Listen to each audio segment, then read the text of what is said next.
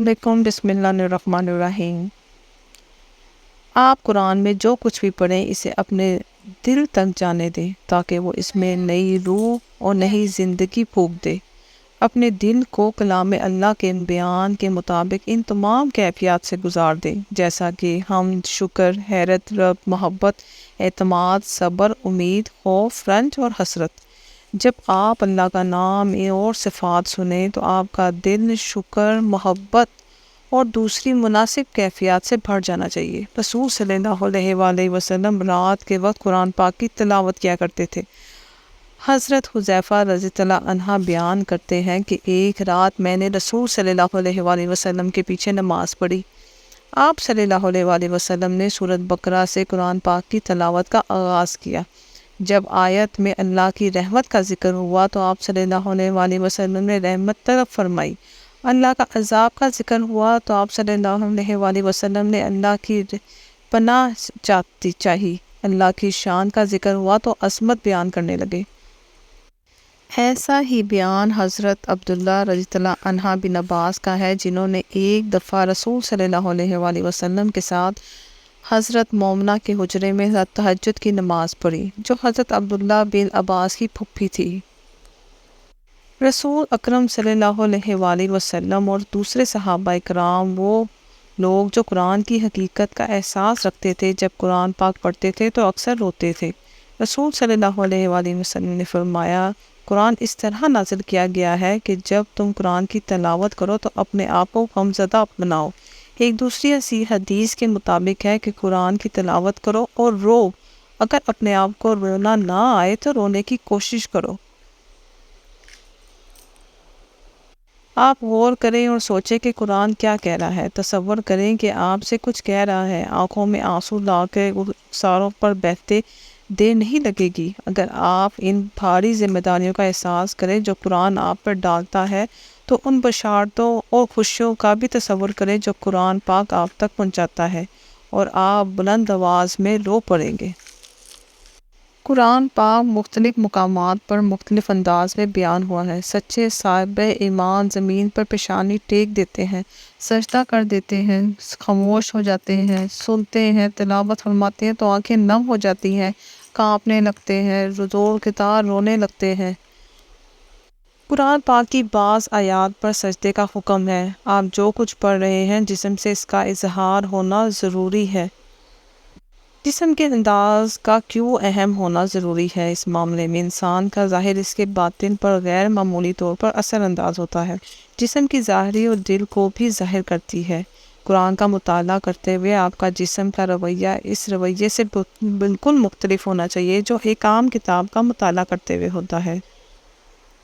حضرت عبداللہ رضی اللہ عنہ بن عباس سے روایت ہے کہ میں جلدی جلدی قرآن پڑھنے کے مقابلے میں سورۃ بقرہ اور آل عمران کو دھیرے دھیرے پڑھنا بہتر سمجھتا ہوں۔ سورۃ المومن میں ہے کہ تمہارا رب کہتا ہے، مجھے پکارو، میں تمہاری دعائیں قبول کروں گا، اور جو لوگ گھمنڈ میں آ کر میری عبادت سے منہ موڑتے ہیں ضرور ذلیل اور خوار ہوں گے اور جہنم میں داخل ہوں گے۔ اللہ تعالیٰ سورۃ بقرہ میں فرماتے ہیں کہ میں ان سے قریب ہی ہوں، پکارنے والا جب مجھے پکارتا ہے تو میں اس کی پکار سنتا ہوں اور جواب دیتا ہوں، لہٰذا انہیں چاہیے کہ میری دعوت پر لبیک کہیں اور مجھ پر ایمان لائیں تاکہ وہ راہ راست پا لیں۔ اللہ کا ذکر اور قرآن پاک کی تلاوت سے پہلے ہمیں ہر بار بسم اللہ الرحمن الرحیم پڑھنا چاہیے۔ اس کی اہمیت بہت بڑھ کر ہے۔ یہ آیت کل 114 صورتوں میں سے سوائے ایک کے ہر ایک کے آغاز میں آئی ہے۔ شیطان سے پناہ چاہنے کے لیے آپ نسبتاً طویل دعا کرنا چاہیے جو قرآن پاک میں آتی ہیں یا جن کی تعلیم رسول صلی اللہ علیہ وآلہ وسلم نے دی ہے۔ کسی کے دل تک قرآن کا پیغام پہنچنے کے لیے لازم ہے کہ اسے معلوم ہو کہ قرآن اسے کیا رہا ہے۔ یہ ایک لازمی شرط ہے۔ اس کے بغیر انسان قرآن کی برکات میں سے کچھ حاصل نہیں کر سکتا۔ بہت سے ایسے ہیں جو قرآن کا ہر لفظ سمجھتے ہیں لیکن ان کا دل قرآن کے لیے بند رہتا ہے، اور بہت سے ایسے ہیں جو اس کا ایک لفظ بھی نہیں سمجھتے لیکن اللہ تعالیٰ سے محبت اور قرب اطاعت کی روح سے کیفیت حاصل ہوتی ہے کہ انہیں قرآن ہر لمحہ سمجھ آنا شروع ہو جاتا ہے۔ اس کا سمجھنا ایسا ہے کہ ہمیشہ لاکھوں افراد ایسے رہیں گے جنہیں عربی کا ایک لفظ نہ آتا ہوگا، نہ ترجمہ پڑھ سکتے ہوں گے، نہ اس طرح کے کاموں کے لیے ان کے پاس وقت ہوگا۔ تاہم انہیں نا امیدی نہیں ہونا چاہیے جب تک کہ وہ قرآن کی سمجھنے کے لیے ذرائع اختیار نہ کر لیں۔ اس کے ساتھ ساتھ قرآن کی تعلیمات کے مطابق زندگی گزارنے کی پرخلوص کوشش کرتے رہیں، جو ان کے علم میں سے دوسرے ذرائع سے آئے۔ جب تک کہ وہ قرآن کو پڑھتے رہیں، خواہ انہیں ان کے معنی آتے ہوں یا نہ آتے ہوں، ان پہ قرآن پاک کی برکات نازل ہونا شروع ہو جاتی ہیں۔ اللہ کے رسول صلی اللہ علیہ وآلہ وسلم نے فرمایا ہے کہ اللہ کو وہ کام بہت پسند ہے جو باقاعدگی سے کیے جائیں، خواہ تھوڑے ہی کیوں نہ ہوں۔ آپ صلی اللہ علیہ وآلہ وسلم نے خاص طور پر خبردار کیا کہ قرآن باقاعدگی سے پڑھنا چاہیے، ورنہ جو کچھ حاصل کیا ہے وہ آسانی سے ضائع ہو جائے گا۔ قرآن کے ساتھی کی مثال اس بندھے اونٹ کی جیسی ہے جس کے پاس وہ اس وقت تک رہتا ہے جب تک وہ اس کی نگہداشت یعنی حفاظت کرتا ہے، اور اگر اسے کھلا چھوڑ دے تو وہ بھاگ جاتا ہے۔ کچھ لوگ پورا قرآن پاک 2 ماہ میں ختم کر لیتے ہیں، اور کچھ 1 مہینے میں، اور کچھ 10 دن میں، اور کچھ 1 ہفتے میں، اور کچھ 1 دن میں۔ ایک دفعہ حضرت ابن عمر رضی اللہ عنہ نے اصرار کیا جب رسول صلی اللہ علیہ وآلہ وسلم نے 1 ماہ میں قرآن پاک ختم کیا تو فرمایا کہ کم سے کم کتنے وقت میں قرآن پاک ختم کر لینا چاہیے، تو اللہ تعالیٰ کے رسول صلی اللہ علیہ وآلہ وسلم نے فرمایا کہ 7 دن میں پڑھو اور اس سے کم نہ ہو۔ دن اور رات کا کوئی بھی حصہ تلاوت قرآن پاک کے لیے نامناسب نہیں ہے، نہ بیٹھنے کا کوئی انداز مقرر ہے جس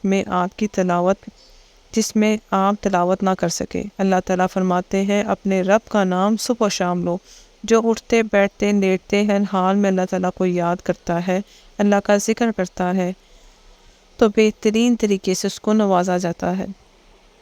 ہمارے موجودہ حالات میں میرا خیال ہے کہ ہم میں سے بیشتر لوگ ہر 7 ماہ یا 8 ماہ میں 1 دفعہ قرآن پاک ختم کرنے کا ہدف ضرور رکھیں۔ اس میں روزانہ 5 سے 15 منٹ سے زیادہ وقت درکار نہیں ہوگا۔